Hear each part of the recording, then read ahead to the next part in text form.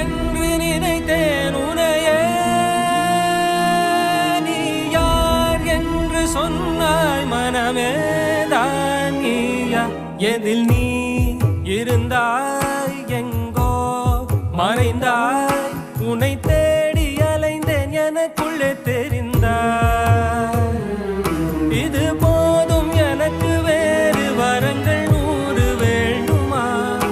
இறைவா இதுதான் நிறைவா?